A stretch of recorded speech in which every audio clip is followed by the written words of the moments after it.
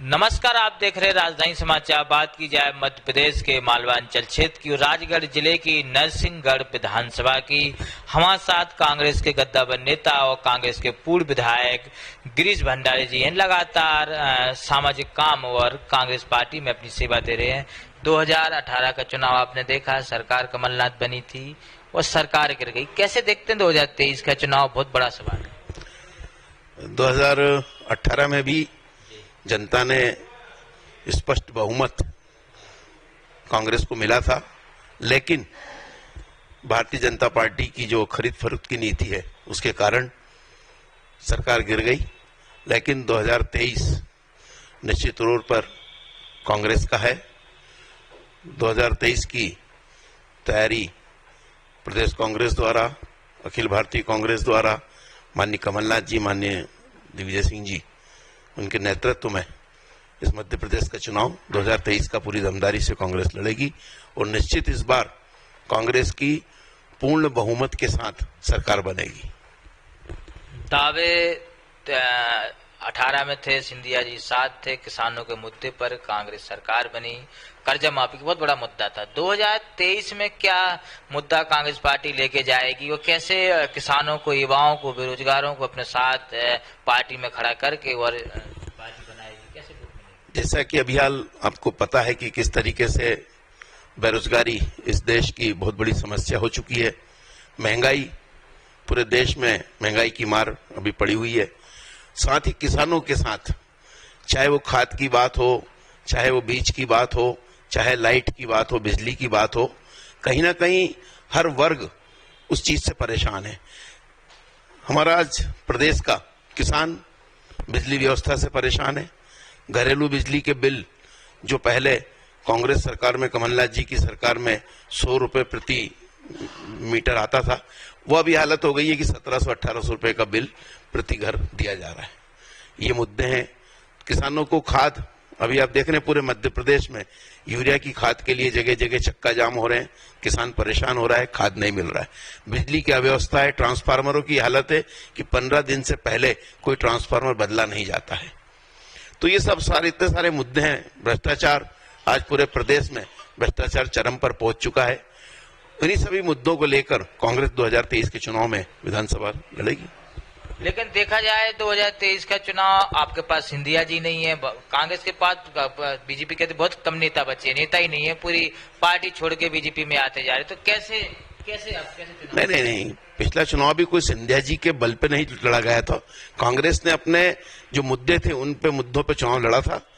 क्योंकि हमारा नेतृत्व, हमारे पार्टी के जो वरिष्ठ लोग होते हैं वो नेतृत्व करते हैं।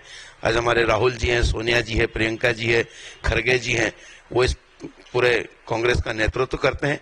वो प्रदेश स्तर पर हमारे आदरणीय राय साहब हैं, दिग्विजय सिंह जी हैं, कमलनाथ जी है, उनके नेतृत्व में कांग्रेस पार्टी अपनी रीति नीति के आधार पर चुनाव लड़ेगी। 2023 के लिए सबसे बड़ी एक खुशी की बात है कांग्रेस के लिए कि भारत जोड़ो यात्रा भी निकली है। तो क्या 2023 में विधानसभा चुनाव, लोकसभा में इसका असर और कुछ माहौल बदलेगा?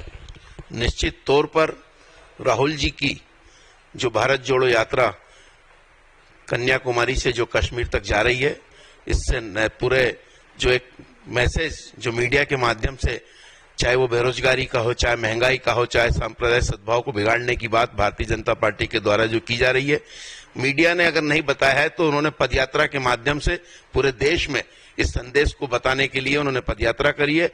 और निश्चित तौर पर इस पदयात्रा का जो उन्होंने भारत जोड़ो यात्रा निकाली है, इसका फायदा पूरे हिंदुस्तान के अंदर, चाहे विधानसभा हो चाहे लोकसभा हो, कांग्रेस को मिलेगा। गुजरात चुनाव आपके सामने भी हुए, हिमाचल में चुनाव आए, तो हिमाचल में सरकार बनी तो खुशी है। गुजरात में बहुत कम सीटें आई हैं और एकदम से बीजेपी बहुत लंबे वोटों से वो बड़ी सीटों जीते। कैसे देखते हैं दोनों चुनाव? नहीं, हिमाचल प्रदेश का चुनाव, चूंकि वहां की उन्होंने कांग्रेस में उन्होंने आस्था जताई, उन्होंने कांग्रेस को वहां पे बहुमत दिया, कांग्रेस की सरकार बनी। लेकिन गुजरात में मोदी जी ने पूरा चुनाव सांप्रदायिक आधार पर चुनाव लड़ा है। दूसरा, वहां आम आदमी पार्टी ने वहां पूरे बीजेपी का सेकंड उनका एक वो था कि हमारी आम आदमी पार्टी के द्वारा हम कांग्रेस के वोटों को का प्रतिशत कम करके हम सरकार बनाएंगे, और उसमें सफल हुए। चाहे वो आम आदमी पार्टी हो, चाहे ओवैसी की पार्टी हो, इन लोगों ने कांग्रेस पार्टी का जो मत प्रतिशत को कम किया है। इसी के कारण वहां पे भारतीय जनता पार्टी की सरकार इतने उससे बनी है।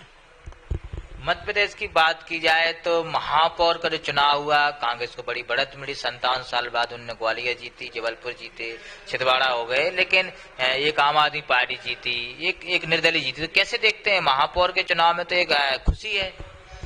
महापौर के चुनाव में निश्चित तौर पर कांग्रेस ने अच्छा प्रदर्शन किया है, चाहे वो हमारे नगर पालिका हो, चाहे नगर पंचायत हो।